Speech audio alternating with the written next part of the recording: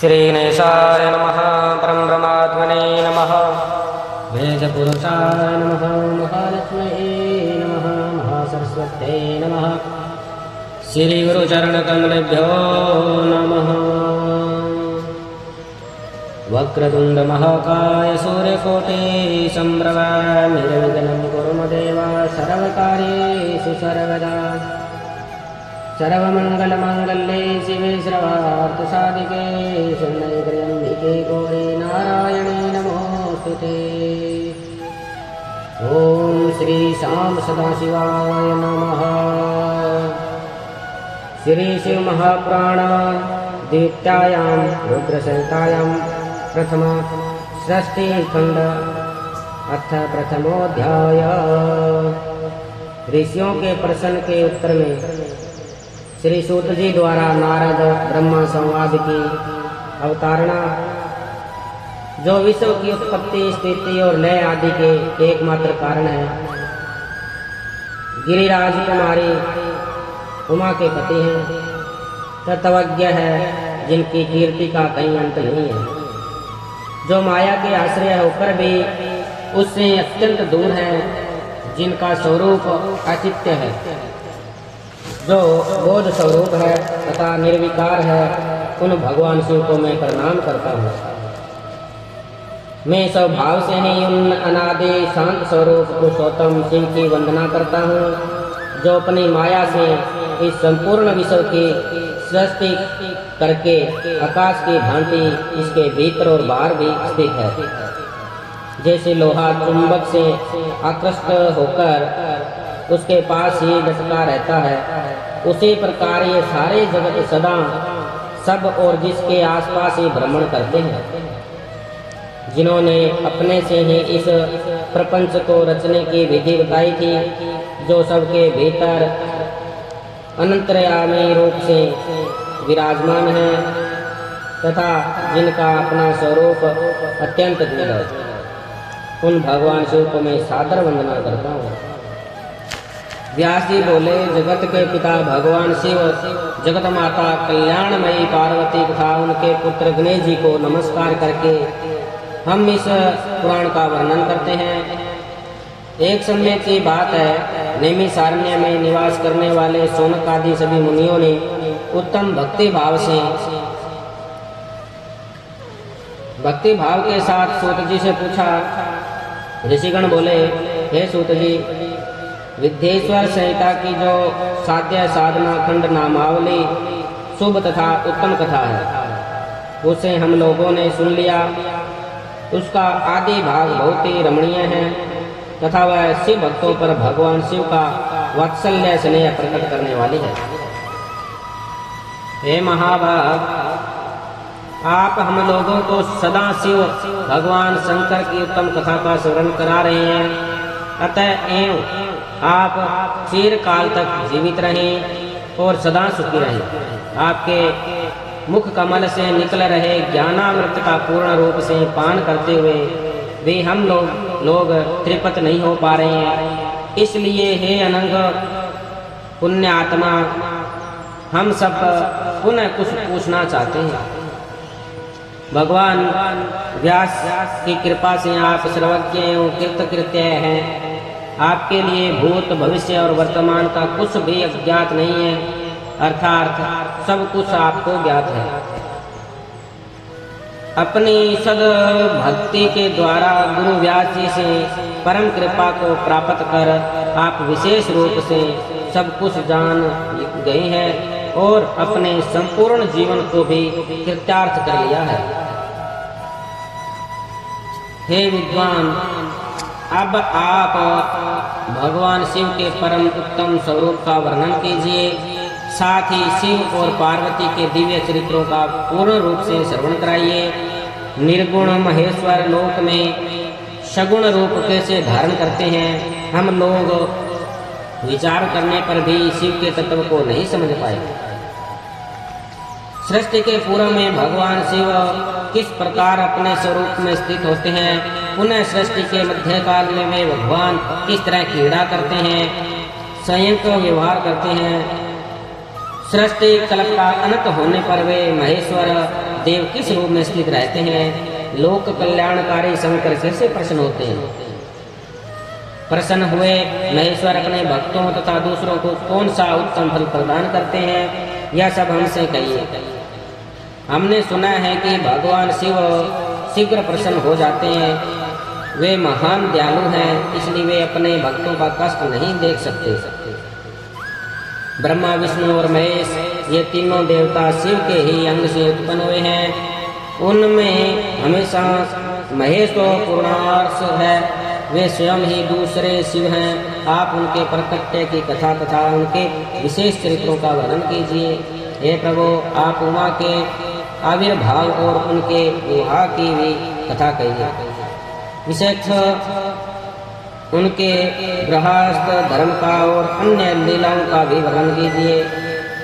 सूत जी ये सब तथा अन्य बातें भी आप बताइए। व्यास जी बोले जी, उनके ऐसा पूछने पर सूत जी प्रसन्न हो उठे और भगवान शंकर के चरण कमलों का स्मरण करके मुनीश्वरों से कहने लगे, हे मुनीश्वरों, आप लोगों ने बड़ी उत्तम बात पूछी है। आप लोग धन्य हैं जो कि भगवान सदाशिव की कथा में आप लोगों की आंतरिक निष्ठा हुई है। सदाशिव से संबंधित कथा वक्ता, पूछने वाले और सुनने वाले, इन तीनों प्रकार के पुरुषों को गंगा जी के समान पवित्र करती है। पशुओं की हिंसा करने वाले निष्ठुर कसाई के सिवा दूसरा कौन पुरुष तीन प्रकार के लोगों सदा आनंद देने वाले शिव गुणानुवाद को सुनेंगे उब सकता है। जिनके मन में कोई तृष्णा नहीं है, ऐसे महात्मा पुरुष भगवान शिव के उन गुणों का गान करते हैं, क्योंकि वह संसार रूपी रोग की दवा है, मन तथा कामनाओं को प्रिय लगने वाला है और संपूर्ण मनोरथों को देने वाला है। हे ब्राह्मणों, आप लोगों के प्रश्न के अनुसार मैं यथा बुद्धि पर्यंत पूर्वक शिवलीला का वर्णन करता हूँ। आप लोग आदर पूर्वक सुने। जैसे आप लोग पूछ रहे हैं, उसी प्रकार नारद जी ने शिव रूपी भगवान विष्णु से प्रेरित होकर अपने पिता ब्रह्मा जी से पूछा था। अपने पुत्र नारद का प्रश्न सुनकर शिव भक्त ब्रह्मा जी का चित्त प्रसन्न हो गया और वे उन मुनि श्रेष्ठों को हर्ष प्रदान करते हुए प्रेम पूर्वक भगवान शिव के यश का गान करने लगे। व्यास जी बोले, सूत जी के द्वारा कथित उस वचन को सुनकर वे सभी श्रेष्ठ ब्राह्मण आश्चर्यचकित हो उठे और उन लोगों ने उस विषय को उनसे पूछा।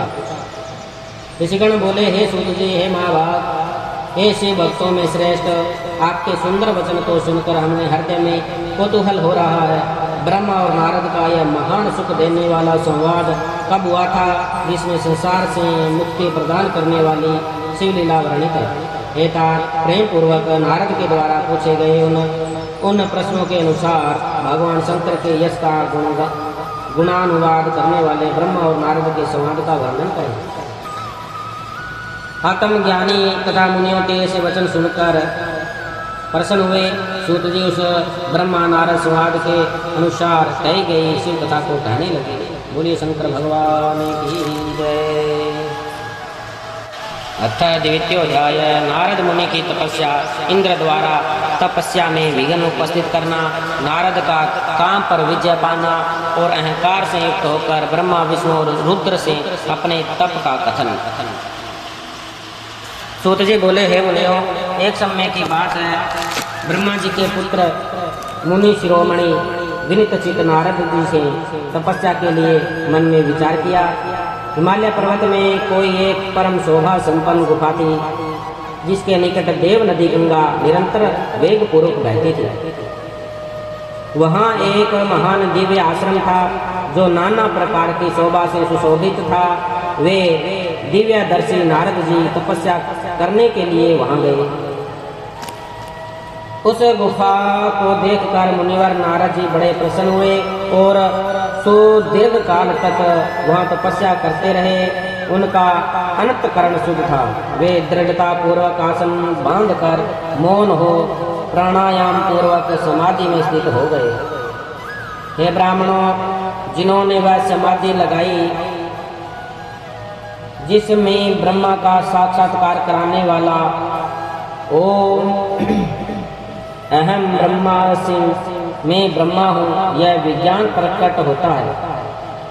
मुनिवर नारद जी जब इस प्रकार तपस्या करने लगे तब देवराज इंद्र कांप उठे और मानसिक संताप से व्याकुल हो गए।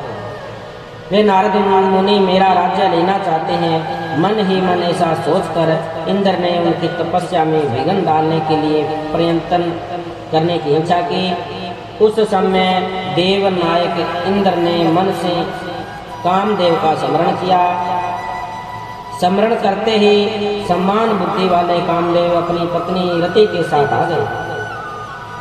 आए हुए कामदेव को देखकर कपट बुद्धि देवराज इंद्र शीघ्र ही स्वार्थ के लिए उनको संबोधित करते हुए कहने लगे। इंद्र बोले, मित्रों में श्रेष्ठ है महावीर, हे सर्वदा हितकारक, तुम प्रेम पूर्वक मेरे वचनों को सुनो और मेरी सहायता करो। हे मित्र, तुम्हारे बल से मैंने बहुत लोगों की तपस्या का गर्व नष्ट किया है। तुम्हारी कृपा से ही मेरा यह राज्य स्थित है। पूर्ण रूप से संयमित होकर दृढ़ निश्चयी देव ऋषि नारद मन से विश्वेश्वर भगवान शंकर की प्राप्ति का लक्ष्य बनाकर हिमालय की गुफाओं में तपस्या कर रहे हैं। मुझे यह शंका है कि तपस्या से प्रसन्न ब्रह्मा से वे मेरा राज्य ही न मांग ले। आज ही तुम वहां चले जाओ और उनकी तपस्या में विघ्न डालो। इंद्रसेन से आज्ञा पाकर वे कामदेव वसंत को साथ लेकर बड़े गर्व से उस स्थान पर गए और अपना उपाय करने लगे। उन्होंने वहां शीघ्र ही अपनी सारी कलाएं रच डाली। वसंत ने भी मदमत होकर अनेक प्रकार से अपना प्रभाव प्रकट किया। हे मुनिवरों, कामदेव और वसंत के अथक प्रयत्न करने पर भी नारद मुनि के चित्त में विकार नहीं उत्पन्न हुआ। महादेव जी के अनुग्रह से उन दोनों का आग्रह चूर्ण हो गया। हे शौनक आदि महर्षियों, ऐसा होने में जो कारण था उसे आदरपूर्वक सुनिए। महादेव जी की कृपा से ही नारद मुनि पर कामदेव का कोई प्रभाव नहीं पड़ा। पहले उसी आश्रम में काम शत्रु भगवान शिव ने उत्तम तपस्या की थी और वहीं पर उन्होंने मुनियों की तपस्या का नाश करने वाले कामदेव को शीघ्र ही भस्म कर डाला था। उस समय रति ने कामदेव को पुनः जीवित करने के लिए देवताओं से प्रार्थना की। तब देवताओं ने समस्त लोगों का कल्याण करने वाले भगवान शंकर से याचना की। इस पर वे बोले, हे देवताओं, कुछ समय व्यतीत होने के बाद कामदेव जीवित हो तो जाएगा, परंतु यहाँ उनका कोई उपाय नहीं कर सकेगा। हे हमारे गण, यहाँ खड़े होकर लोग चारों ओर जितनी दूर तक की भूमि को नेत्र से देख पाते हैं, वहां तक कामदेव के बाणों का प्रभाव नहीं चल सकेगा। इससे संशय नहीं है।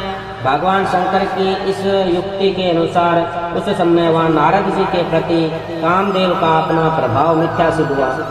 वे शीघ्र ही स्वर्गलोक में इंद्र के पास लौट गए। वहाँ कामदेव ने अपना सारा वृत्तांत और मुनि का प्रभाव कह दिया। तत्पश्चात इंद्र की आज्ञा से वे वसंत के साथ अपने स्थान को लौट गए। उस समय देवराज इंद्र को बड़ा विस्मय हुआ। उन्होंने नारद जी की बुरी बुरी प्रशंसा की, परंतु शिव की माया से मोहित होने के कारण वे उस पूर्व वृत्तांत का स्मरण न कर सके। वास्तव में इस संसार में सभी प्राणियों के लिए शंभु की माया को जानना अत्यंत कठिन है। जिसने अपने आप को शिव को समर्पित कर दिया है, उस भगत को छोड़कर शेष संपूर्ण जगत उनकी माया से मोहित हो जाता है। नारद जी भी भगवान शंकर की कृपा से वहाँ चिर काल तक तपस्या में लगे रहे। अंत में अपनी तपस्या को पूर्ण हुआ जानकर वे मुनि उससे विरत हो गए। कामदेव पर अपनी विजय मानकर उन मुनिवर को व्यर्थ ही गर्व हो गया। भगवान शिव की माया से मोहित होने के कारण उन्हें यथार्थ बात का ज्ञान नहीं रहा। हे मुनि श्रेष्ठों, भगवान शंभु की महामाया धन्य है। ब्रह्मा विष्णु आदि देव भी उनकी गति को नहीं देख पाते।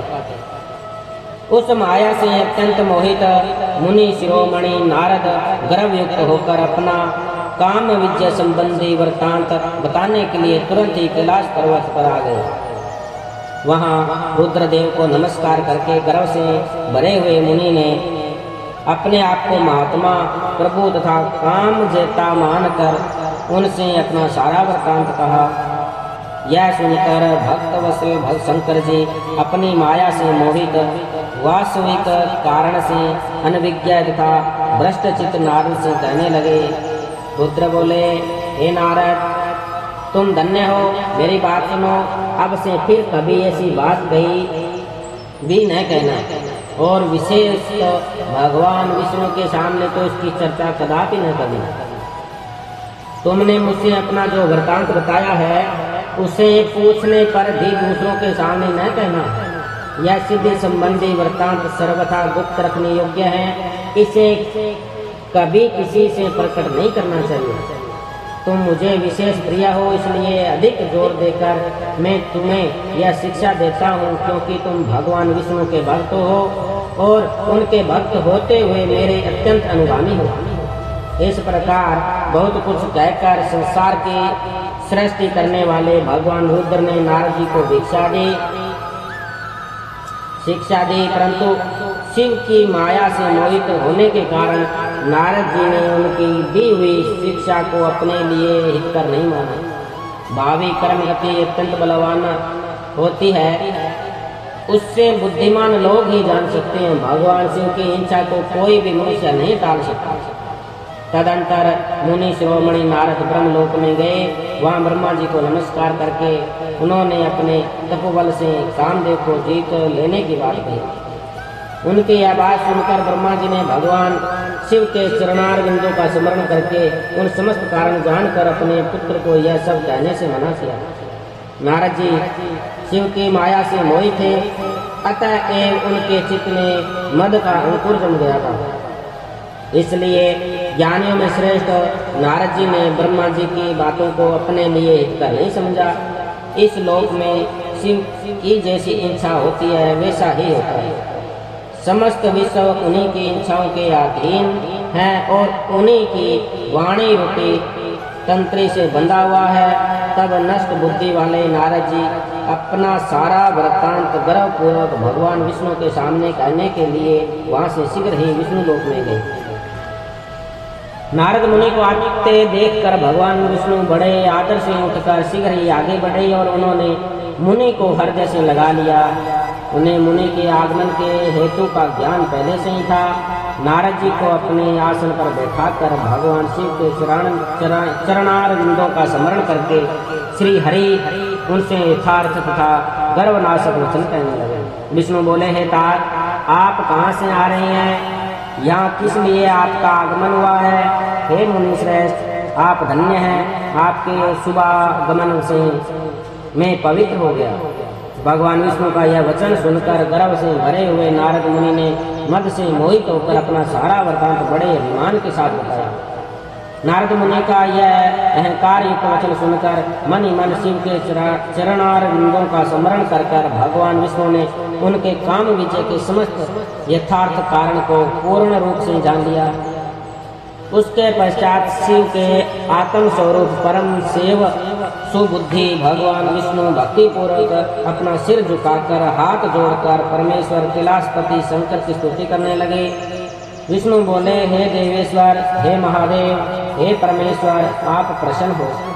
हे शिव, आप धन्य हैं और सबको विमोहित करने वाली आपकी माया भी धन्य है। इस प्रकार परमात्मा शिव की स्तुति करके हरि अपने नेत्रों को बंद कर उनके चरण कमलों में ध्यान स्थित होकर चुप हो गए। विश्व पालक हरि शिव के द्वारा जो होना था उसे हृदय से जानकर शिव के आज्ञा अनुसार मुनि श्रेष्ठ नारद से कहने लगे। विष्णु बोले, हे मुनि श्रेष्ठ, आप धन्य हैं, आप तपस्या के भंडार हैं और आपका हृदय भी बड़ा उदार है। हे मुनि, जिसके भीतर भक्ति ज्ञान और वैराग्य नहीं होते उसी के मन में समस्त दुखों को देने वाले काम मोह आदि विकार शीघ्र उत्पन्न होते हैं। आप तो निष्ठिक ब्रह्मचारी हैं और सदा ज्ञान वैराग्य से युक्त रहते हैं, फिर आप में काम विकार कैसे आ गया है?